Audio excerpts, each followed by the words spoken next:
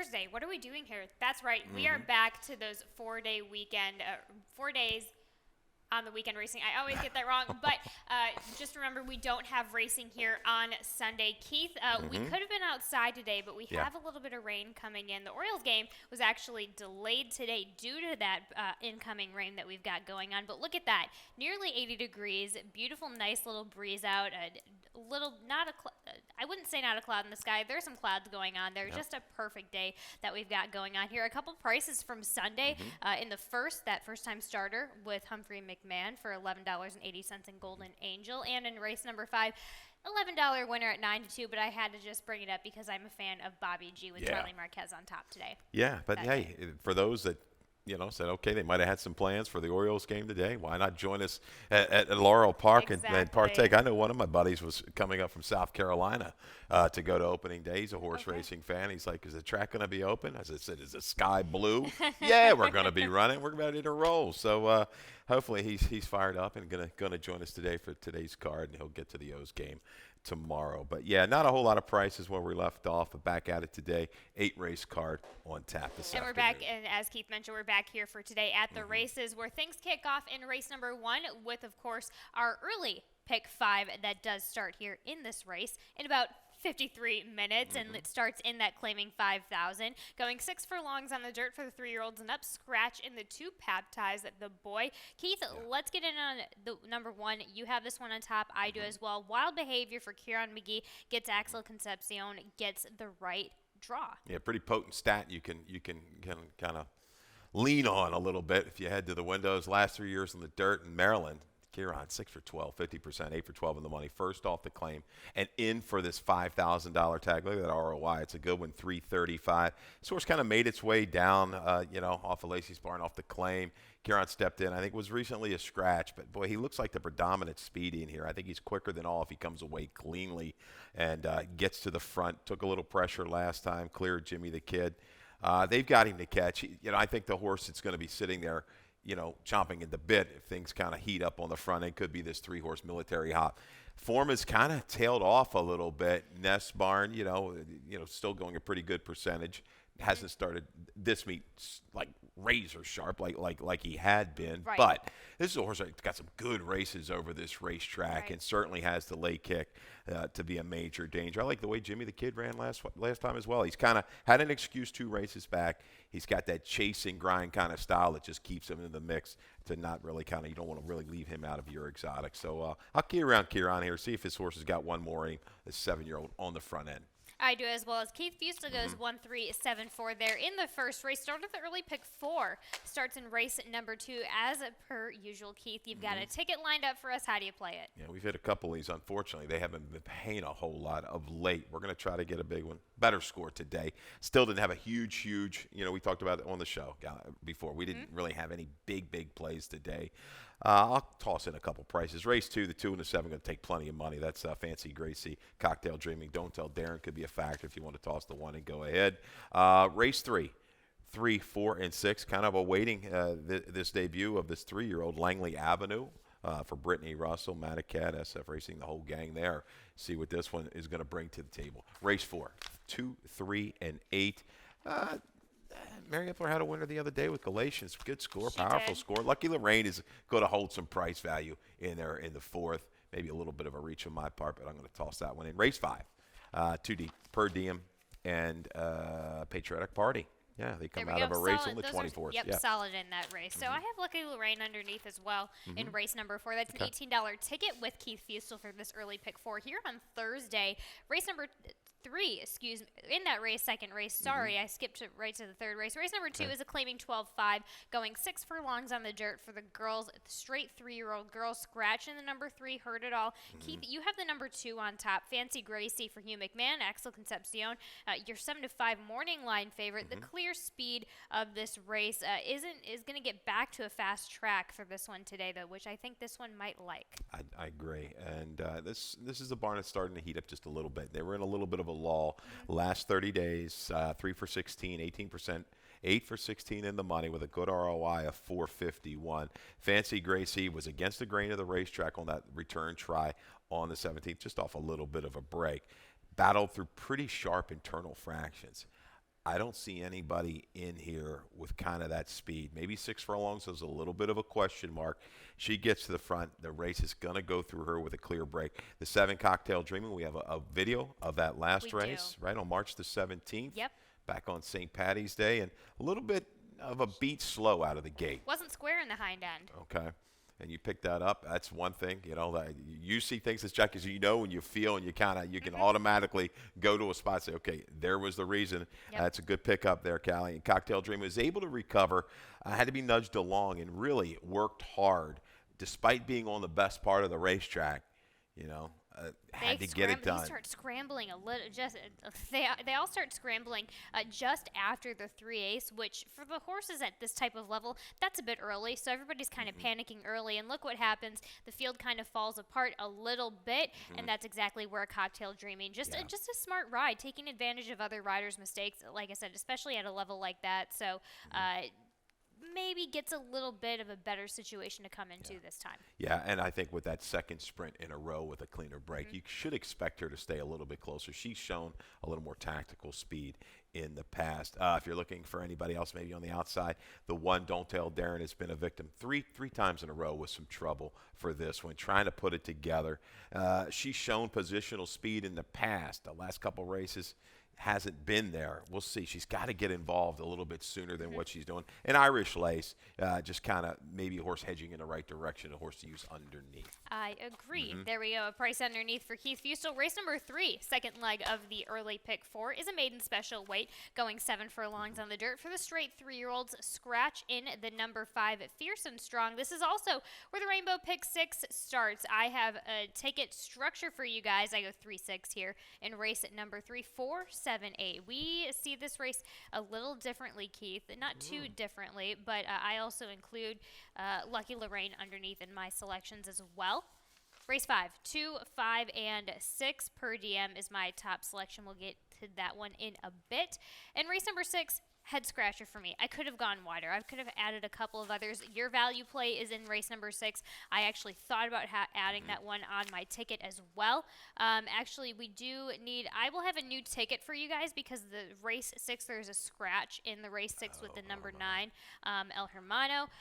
Let's take a look at my single in race number 7 there. In race number 7, I go with Haley B, your best bet of the day, Keith. And, of course, in the nightcap, 2-6 for a total ticket of $28.80. And I will be updating that ticket later on during the day and throughout the website. You can check it out. But let's get back into race number 3 in this maiden special weight. Like I said, 7 furlongs on the dirt for the straight 3-year-old. Keith, you and I both have the number 6, Langley Avenue. Brittany Russell, Sheldon Russell on the outside. A decent gate work on the 26 on the off-going. And then just to wrap up, what I love is that this one has decent works on the mud and on a fast track as well. Yeah, west to east, she's done well with these horses that have been in other barns, 10 for 25. Recently, the last couple of years with the maidens, the breeding is certainly there by Quality Road. 14% with the debut runners. The mare won first out. Kin to some other. The family is there. Joey BK, a horse that's run well, second dam grade 2 stakes place. It's like every day she's got something to unveil, you know, and it's got to be fun for the barn, fun for the owners, not so fun for maybe the other competition. But yeah, Langley Avenue looks like it's working forwardly here for debut for Russell and Company. Underneath, you also have Porch Swing and the number 3 Sheriff Friday. We've got a video on both of those back on the 19th of March, and we're entering the far turn here. Yeah, they're kind of racing in as a team into the far turn, I should say.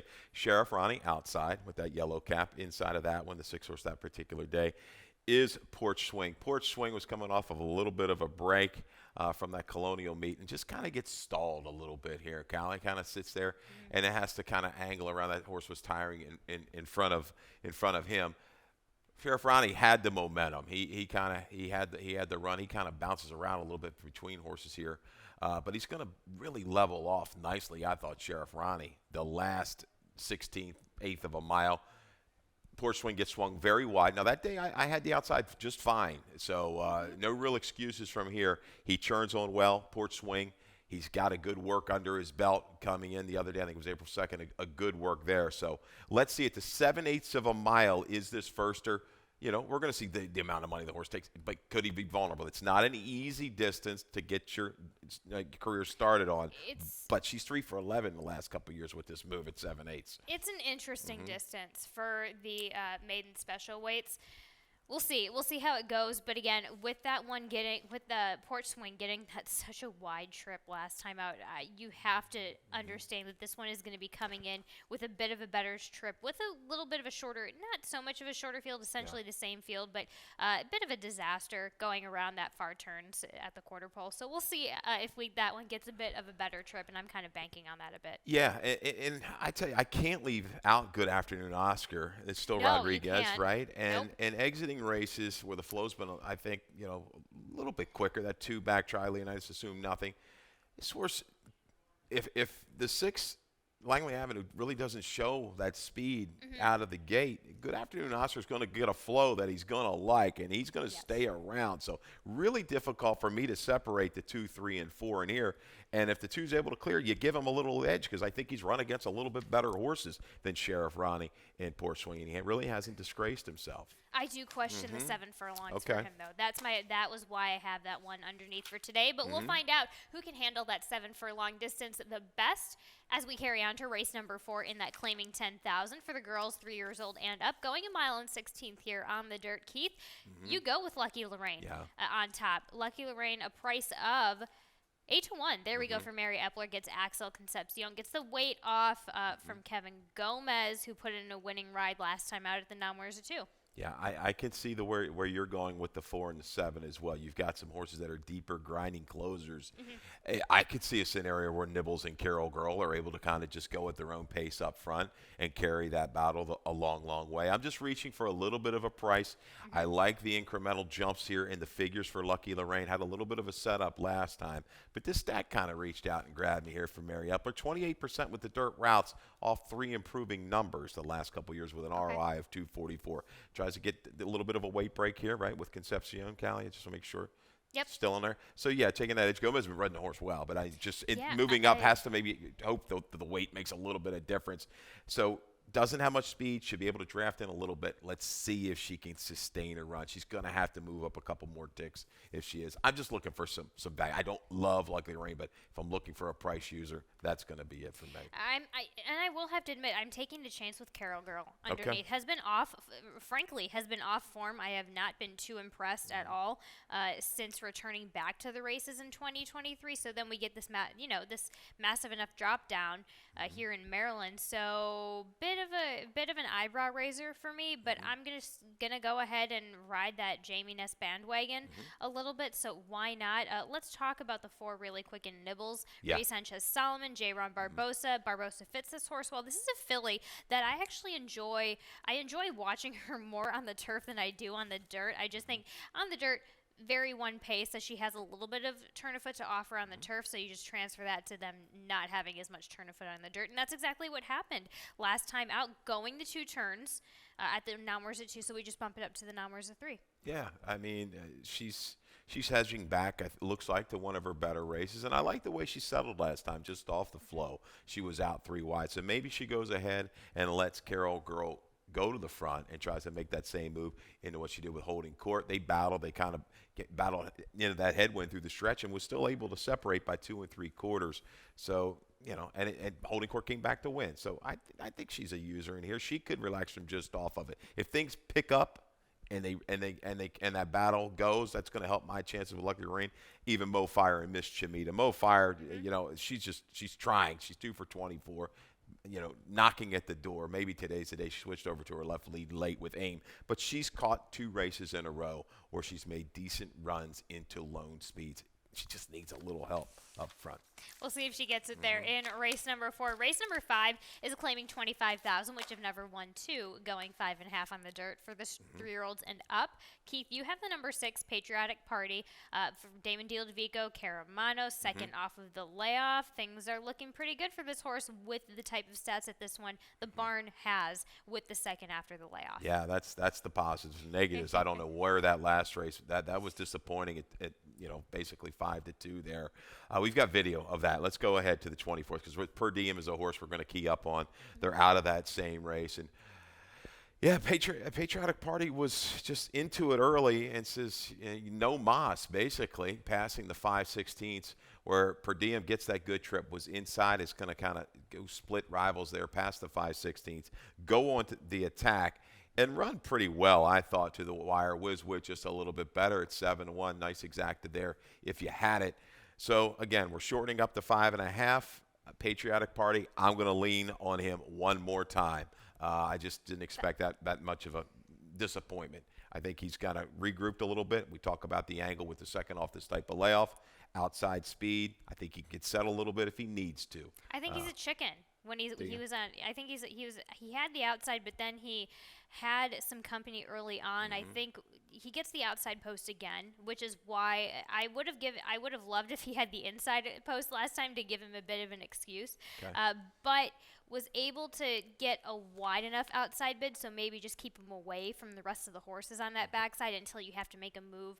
Get him in a nice, comfortable position. Give him a little bit of clearance. He seems to like his personal space, so hopefully Caramanos just kind of lets him have it until absolutely necessary, until we need to cut in to that half-mile turn. If he wins, you better go over to him and apologize down in the winner's circle. You just called him a chick. Might. That's not nice. We got a commercial break coming up, or what? We do. Right. We got a couple more races to go, but we are going to give our mouths a bit of a break, and we'll be right back after this. And they're off.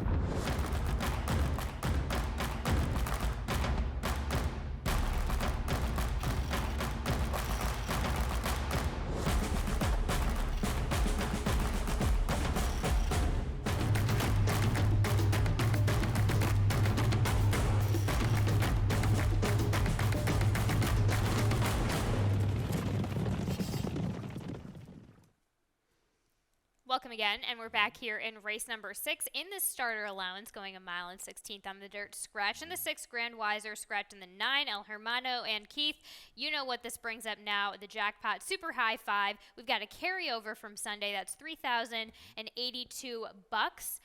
And, of course, that is going to keep going as we get to race number 6, which it's an interesting race to go off of in this starter allowance. We see things a little bit differently.